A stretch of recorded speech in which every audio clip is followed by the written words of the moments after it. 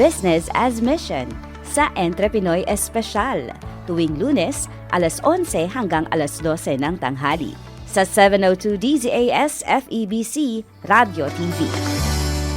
Ang programang Entrepinoy Espesyal sa ating feature na Patok na Negosyo at katuwang po natin Business as Mission Philippines. Tayo po ay sinasamahan ngayon ng very petite na si Miss Angela Licuanan, General Manager ng Valdez Security and Investigation Agency Incorporated. Magandang umaga. Good morning, Miss Jo. Kumusta ka? I'm good. Angel? Yes, Angel na lang for short. Oh, very cute ng name pero ang tapang ng negosyo. General Manager ng Valdez Security and Investigation Agency Incorporated. Ito ay business ng family. Yes, family business. Pag-usapan natin. Yes. It was started by my grandfather sa mother's side. Okay. But that time kasi it's a partnership with other people outside the family. So, alam niyo naman sa business, 'di ba, pagka yung hindi nagkakasundo. So it was later on dissolved.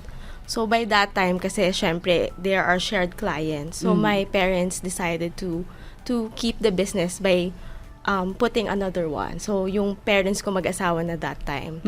So, I think that was 1990, I guess.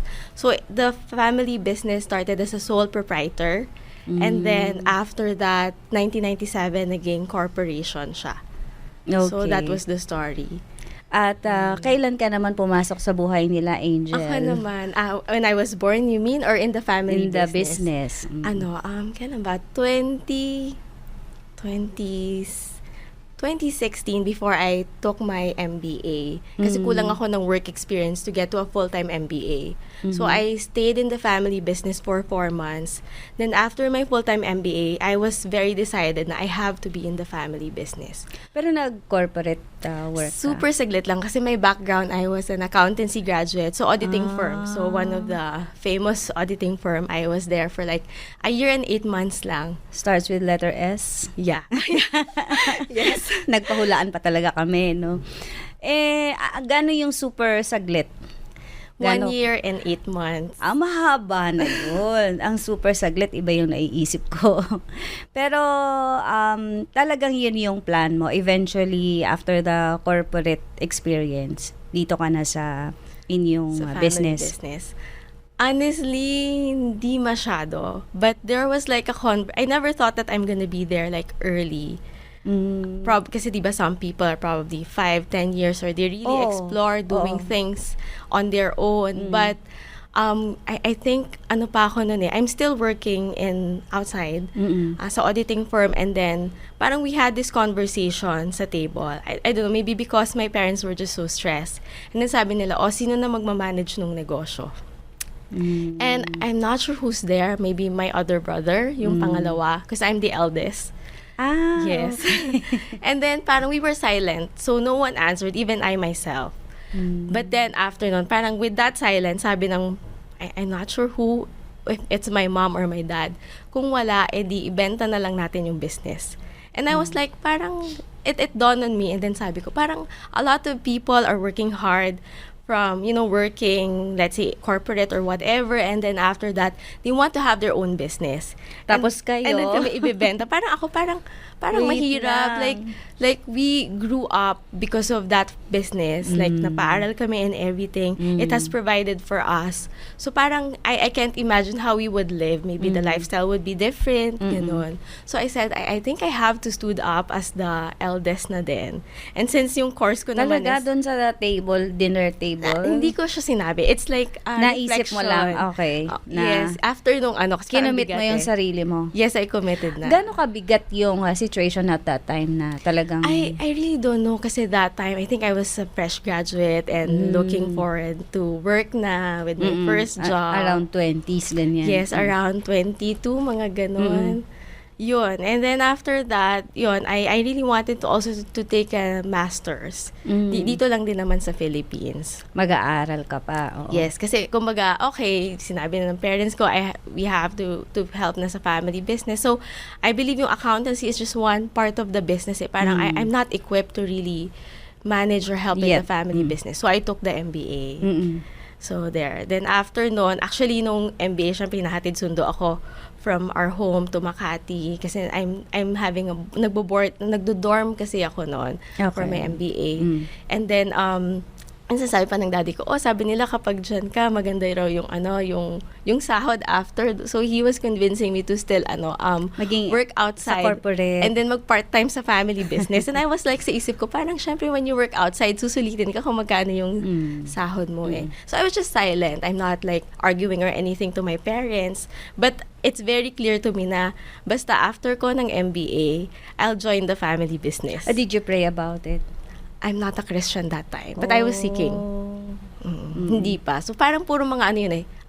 Yung believe sa sarili pa that time, or parang the knowledge that you have acquired from your studies, ganon, or from other people. And ikaw, bilang panganay, syempre, yun yung mindset ng mga panganay to the rescue sa parents na nakikita na nahihirapan. So, bilang isang mabait na anak, silently, you committed yourself na ikaw yung susunod na hahawak ng negosyo. And how was it like? How was it like? How do hindi ko ma-explain. Diba nag-resign ka ba? Yes, I resigned to my corporate job or to the auditing firm. Kasi that time, after nung last project namin, I have to resign na to prepare for the full-time MBA kasi. Okay, so nag-aral ka, tapos ang thinking ng dad mo, magtatrabaho ka sa ibang corporation na mas mataas yung sweldo kasi may MBA ka na. Yes, because of the MBA. But because of my four months work experience sa family business prior getting into the MBA, nakita ko kasi yung situation ng family business na parang I really have to be there after. So, yun.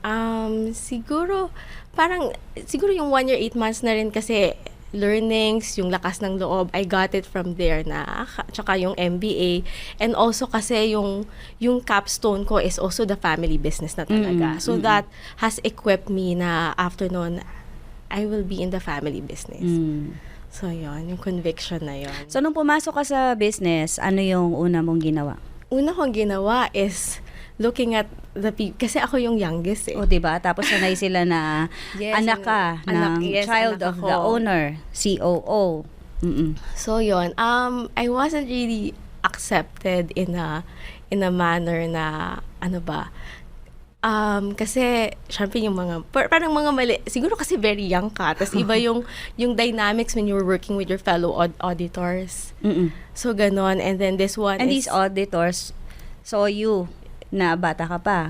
No, I mean auditors like sa auditing firm. Sa iba. Okay, and then this one are different people na parang different backgrounds, older than me. Yun dati kasi you speak the same language. Yes, yes. So ito parang kailangan mag-adjust ako. Yes, iba-iba ng tao. So parang I come across maybe very strong, like because yung parang, ito ba't ganito yung ginawa niya, dapat hindi ganyan-ganon. So may umalis na mga tao, etc. Ganon yung nangyari. But those people kasi I believe they're not aligned also kasi in the business. Pero how did you take it? Na nung pumasok ka, may mga umalis? Replace na lang din. Ganon yung nangyari. I was really more hands-on kasi I'm still working and studying paano ba talaga yung business and applying what I've learned from the MBA kasi yun nga yung capstone ko. I was in that position and then all of the problems kasi yung mga clients namin, yung mga problems na concern kasi parang may story pa doon. Parang we were sort of sabotage nung parang kasi di ba may nag-resign. Then parang we have like 2 operations that time. Nag-resign din sabay. Tapos we had like a meeting with the client with a certain concern or problem. So parang buti na lang kahit papaano I have a hindsight nung nangyari kasi nireport pa sa akin. So it was me and my dad who went to the concern or problem. Ayun. But, ayun. Ang bata-bata mo pa, ang bigat na ng mga dinaanan mo. That time, yes. But, looking back, I met the Lord kasi in 2019. Okay. So, prior pandemic. I've been seeking and then, the person who's also my D group leader was the one who told me, you attend the retreat. So, from then on, doon nag-start yung journey. I got baptized and then, D group, then Bible reading, and yun yung faith nag-grow na rin over time.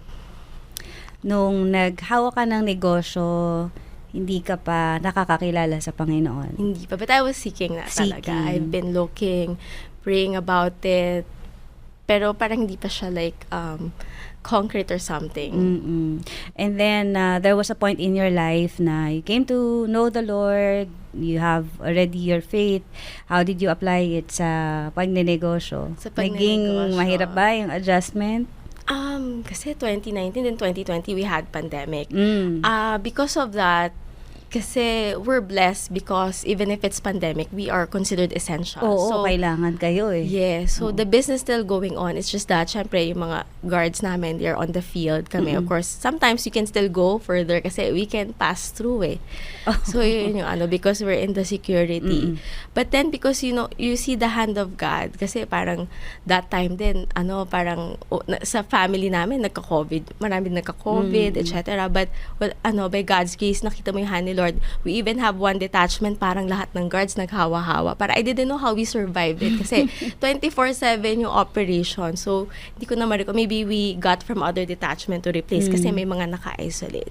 So, those were the challenges that time. But because we have Jesus, iba yung alam mo si Lord in control eh. I never could have imagined if I don't know the Lord in that kind of situation.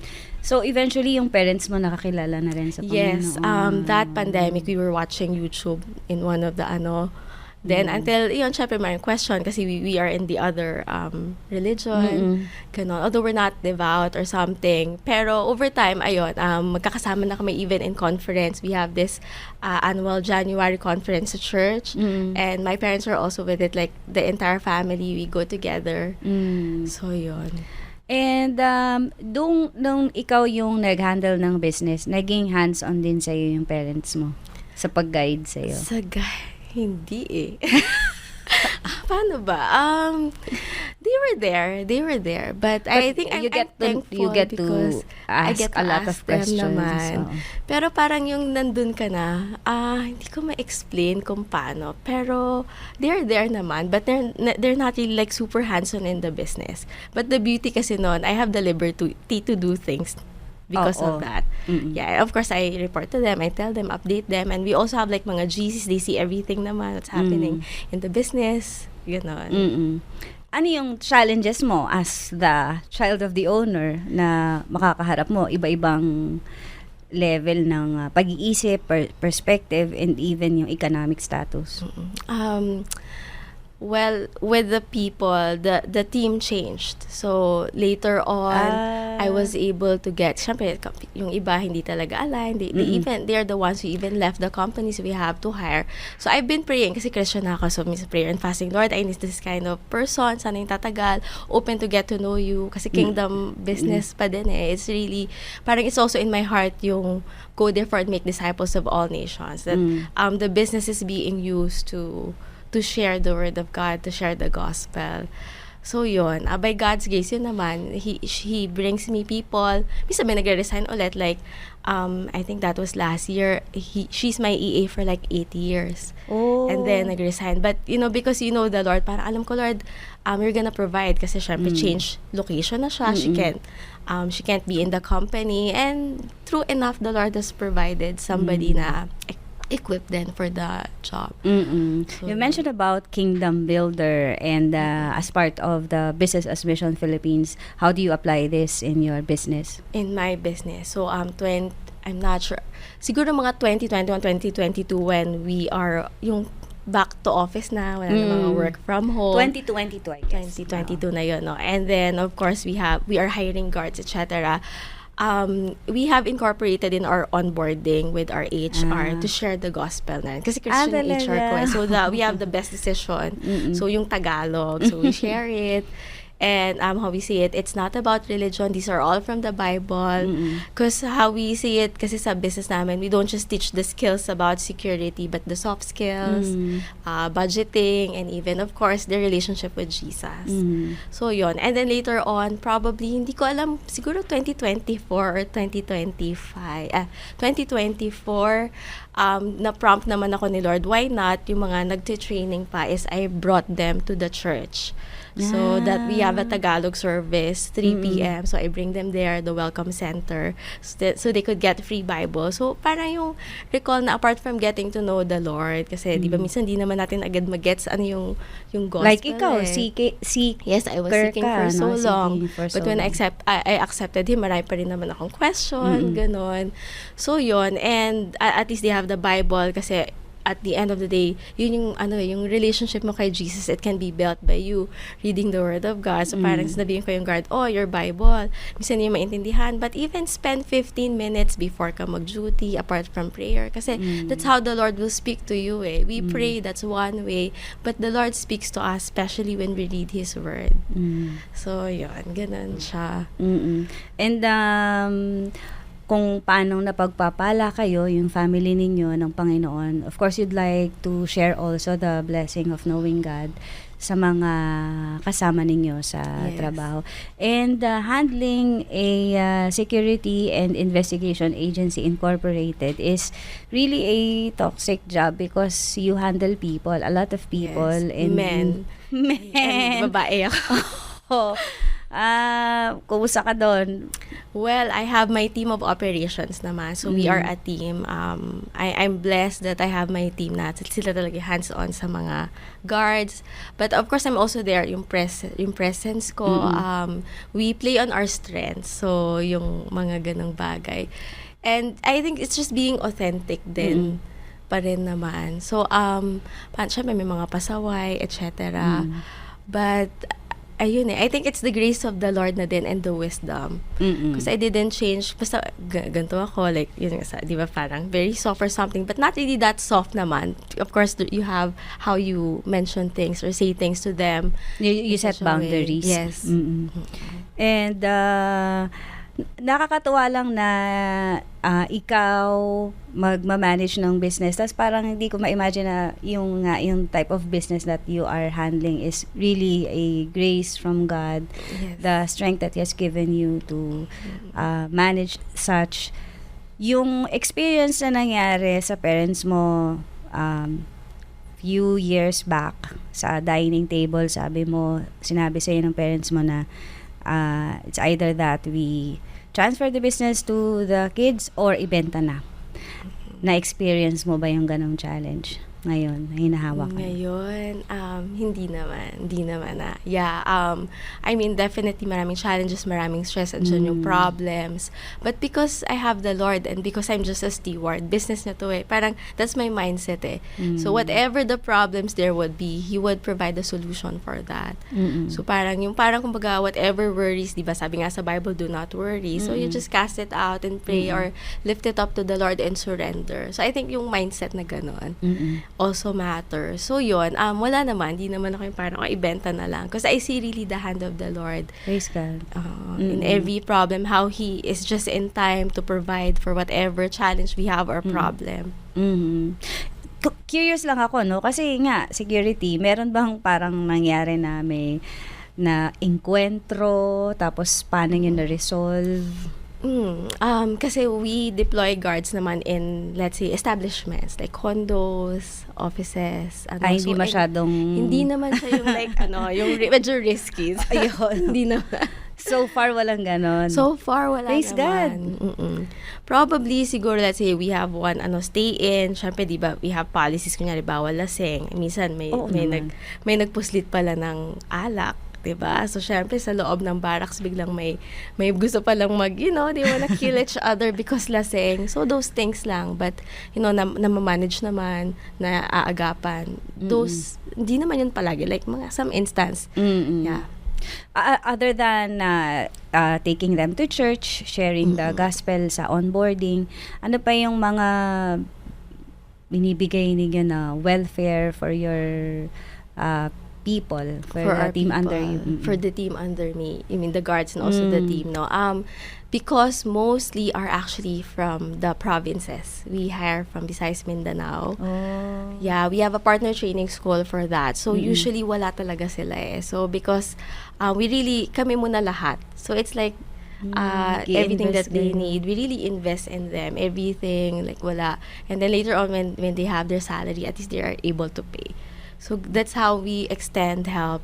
And even minsan actually sa family nila may mga diba, I don't know how other companies encounter it, pero iba ang nila sa medyo ang tawag doon yung medyo heavy ng tao is yung mga CA, yung utang, cash advance, yung mga okay. diba? But of course, there's limit. Syempre, in a business, hindi naman yun yung part na ginagawa. But because you wanna extend support kaysa mag 5-6 sila, of course, kapag kaya ng budget, we also limit and assess kung hindi naman kami inaabuso. We extend help. And then, yun, bawas lang without any interest or something. So, that's how we, and that's how we help them as well. And yun. Ang bata mo pa, parang ang dami mong pamilyang. Oo nga. Actually, how many heads we have, it's like me taking care of each and every family. But, it's really the grace of the Lord. Parang ako, I always pray, Lord, give me a heart like yours. Kasi we are all, di ba, people, we're all humans na selfish lang din, kasi tao lang. But, iba when you have the Lord with you. Parang ang prayer ng ating business owner, si Angel Licuanan, is how to have a heart like Jesus. Yes. Always reaching out, always giving. Pero, of course, you have to be strong dahil ikaw ay leader ng mga kalalakihan, and the Lord has supplied you with strong people din naman na who will take care of you, will take care of the operations. And yun lang testimony ng isa mong EA, no? 8 years, ang haba na nun. And 8 years ka din halos nagkasabayan kayo, no? Sabay kami. Is already a testament of a good leadership na legacy mo, na legacy rin ng iyong family. And paano rin nakakatulong yung Business as Mission Philippines sa iyo on handling business, kingdom building, good steward? Yes, so I learned about BAM because of the last year yung event nila, last October. Nandun din ako, hindi tayo nagkita. Nasa other side ako. Nasaan ka ba doon? I don't know kung anong table.